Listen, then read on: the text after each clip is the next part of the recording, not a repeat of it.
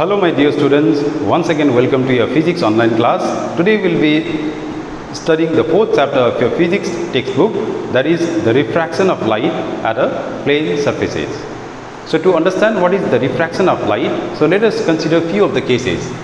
So if I have a wall, okay, so what is this? The first case is I consider a wall. So if you make a ray of light incident on a wall, what happens? The ray of light, it neither passes through the wall, it neither reflects back into the air. Okay, so this also does not occur. So the first thing, the wall, it completely absorbs the ray of light. Okay, now consider the second case when a ray of light is falling on a plane mirror. So when a ray of light falls on a plane mirror, what happens? It is reflected back. Okay, so it is reflected back. Now consider the third case. So this is a, now what is this? This is a glass.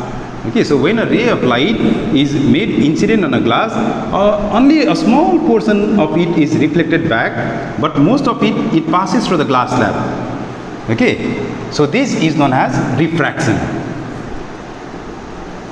Okay, and in the process of refraction, you will see that the ray of light that emerges on the other side of the glass, it is not in a straight line to the incident ray. Okay, so it has bent. Instead of going in a straight line, it has bent. So the phenomenon of bending of light when it passes through the transparent refracting medium is known as refraction. So is that clear?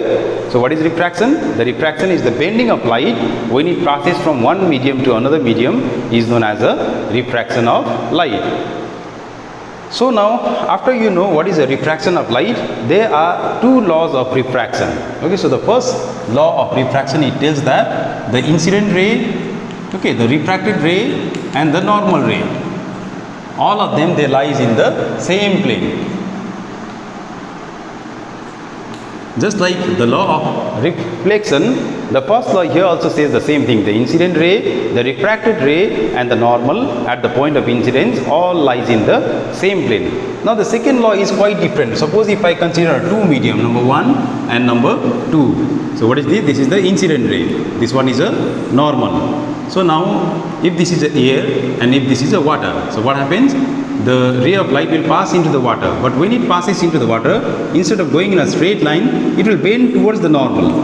Okay, so this is known as the angle of incident I, and this one is known as the angle of refraction R. So the second law tells us that the sine of angle of incidence bears a constant ratio to the sine of angle of refraction. That means sine of I divided by sine of R is always constant. Okay, and this constant is also known as the refractive index, which is given by mu. So what is this? Refractive. So refractive index is the sine of angle of incident to the sine of angle of refraction, and this law is also known as the Snell's law. Okay, so one answer for the three questions, like what is Snell's law, what is the second law of refraction, and what is the refractive index. So the answer is simple. The sine I divided by sine R is the refractive index, the second law of refraction and the Snell's law. So the next important topic is the bending of light when it passes from rarer to denser, denser to rarer, and when both the mediums are optically the same. So before learning that, what is the optical medium? So the mediums can be said as a rarer or denser, depending on how fast the ray of light travels in it. So the medium in which the ray of light travels faster is the rarer, in which the ray of light travels slower is known as a denser medium. So we consider the three cases. Let us consider 1, 2 and 3. Okay, so in the first case, let a ray of light travels from the rarer medium to denser medium. The second one, denser to rarer. And in the third, both the optical mediums are same. If this is 1, let this also be 1, rarer, and this is also the rarer. That means the densities of both the mediums are same. So we draw the incident ray here also, there also, and here also. And we know normal, normal and normal. So when a ray of light travels from the rarer medium to the denser medium, instead of going in a straight line, it will always bend towards the normal. The second case, when a ray of light travels from the denser medium to the rarer medium, instead of going in a straight line, it will bend away from the normal. And the third one is, if the densities of both the mediums are same, or if the refractive index of both the mediums are same, what happens? The ray of light will pass without any deviation. Okay, so these three ray diagrams are very necessary from your examination point of view. When a ray of light travels from the rarer to denser, it will bend towards the normal. When it travels from denser to rarer, it will bend away from the normal. And when the densities of both the mediums are same, then the ray of light passes undeviated. Okay, so the question may also come like state conditions when the ray of light does not deviate. So the first one is this one. When the refractive index of the first medium is equal to the refractive index of the second medium. That means the densities of both the mediums are equal. The rays of light does not bend. And the second case, when the ray of light does not bend, is even if the density is not same, rarer to denser or denser to rarer, any of the case. So this is a normal. So if the incident ray is normal, like if the angle of incident is 0 degree, okay, so then the ray of light will pass without any deviation. That means if the incident ray is falling normally on the refracting surface, then the ray of light does not deviate. Okay, so you may write the ray of light does not deviate if the angle of incident is 0 or if the densities of both the mediums are same. That is, what is that called? The refractive index of both the mediums are same.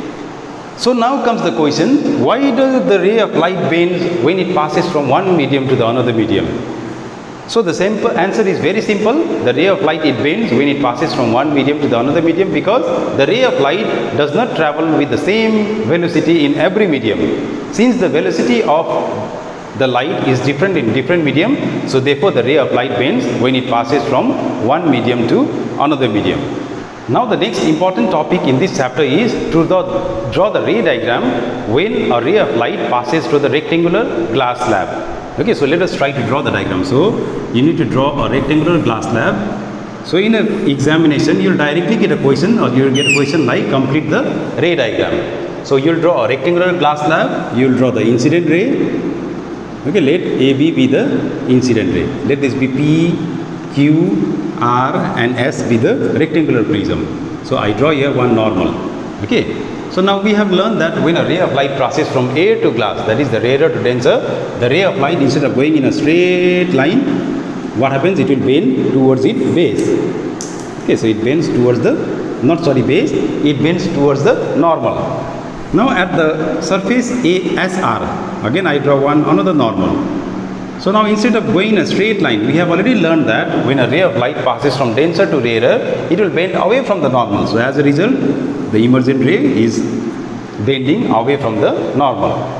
So AB, C and D. So what is AB? AB is the incident ray, BC is the refracted ray and CD is known as the emergent ray. So the diagram is very simple.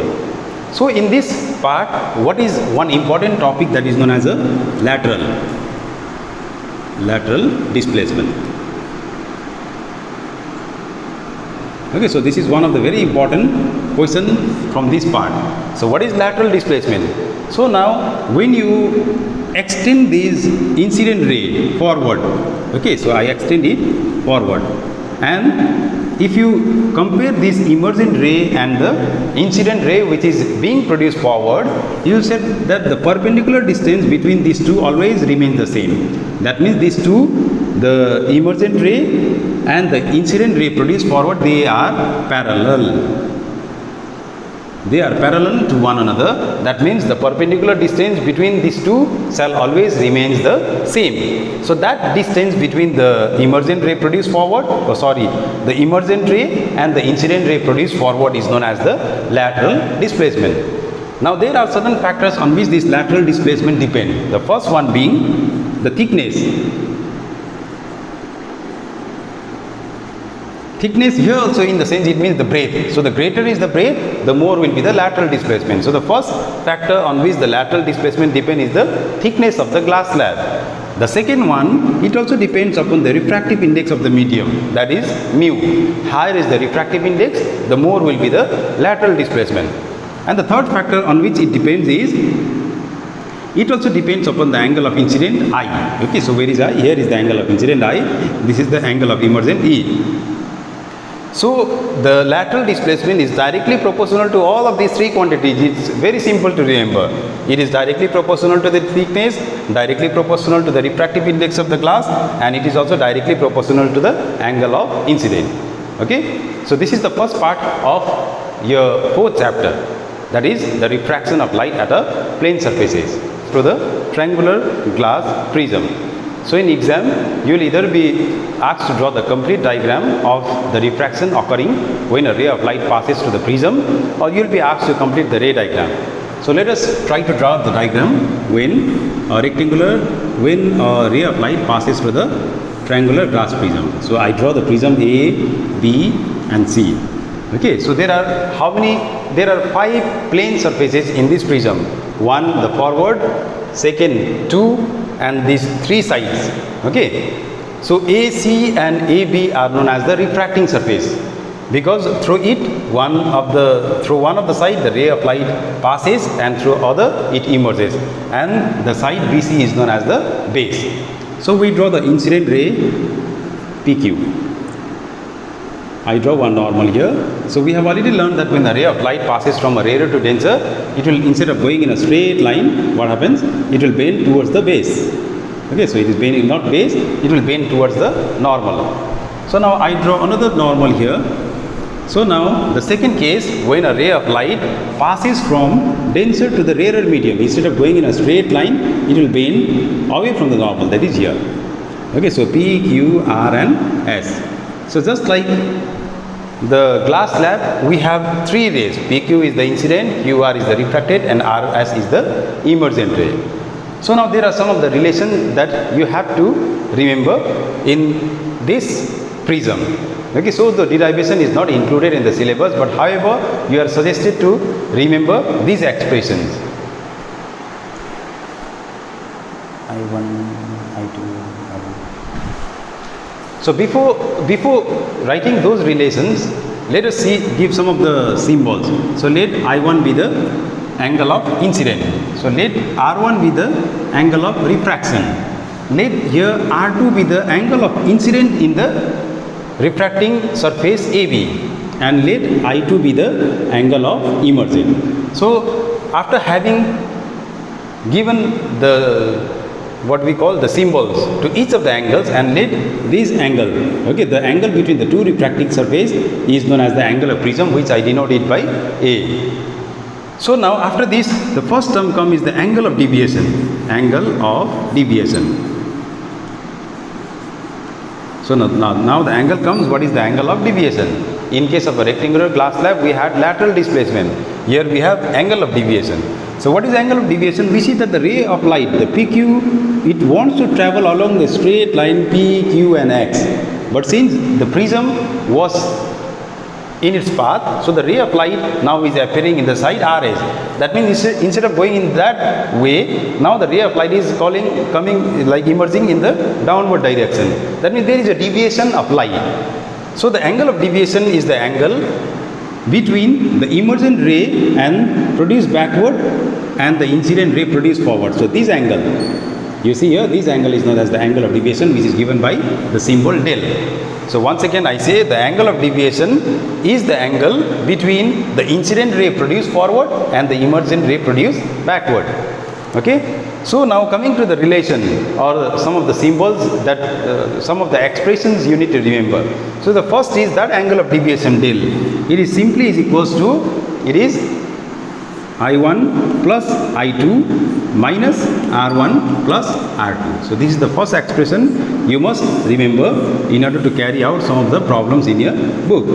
Okay, so what is it? It is del is equals to I1 plus I2 minus R1 plus R2. Now again the another relation is R1 plus R2 is equals to A. Okay, where A is the angle of deviation.